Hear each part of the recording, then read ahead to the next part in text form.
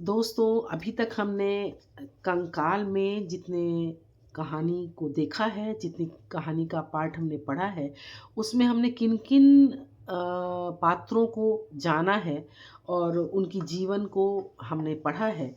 वो आज मैं आप सबके सामने बताना चाह रही हूँ। तो सबसे पहला जो है वो निरंजन और किशोरी हैं, जो बचपन में दोस्त हैं, बाद में वो बिछड़ जाते हैं क्योंकि निरंजन जो है वो देव निरंजन नाम से एक साधु का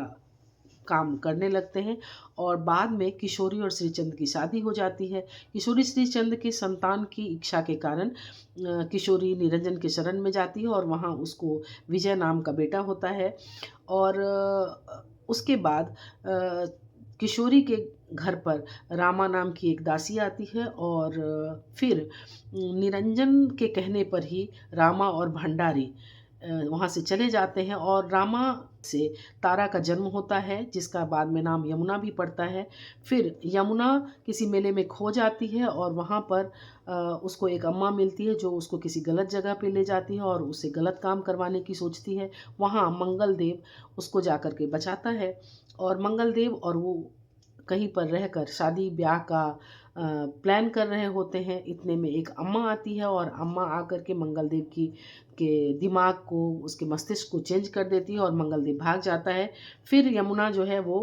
किसी तरह से बच बचा कर फिर किशोरी के बंगले पर आती है, जहाँ पर कि उसे फिर मंगल मिलता है, लेकिन वो उसे पहचानने से इनकार कर देती है। फिर वहाँ पे एक घंटी नाम की लड़की मिलती है, जिसका और विजय का दोनों का आंतरिक कुछ गठबंधन होता है और वो लोग मथुरा भागकर चले जाते हैं और वहाँ पर सरला, लतिका, आप कह सकते हैं कि मार्गरेट, बॉथम और पादरी जॉन की वहाँ पर भेंट होती है इन लोगों से और वहीं पर एक तांगे वाले के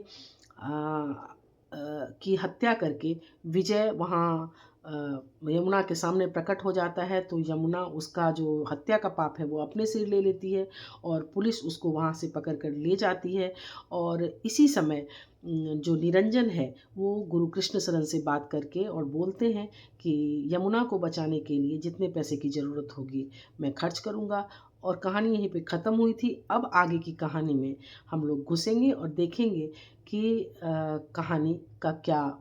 मोड़ है या कहानी किस करवट लेती है। तो आगे की कहानी के लिए थोड़ा सा इंतज़ार और बहुत बहुत धन्यवाद।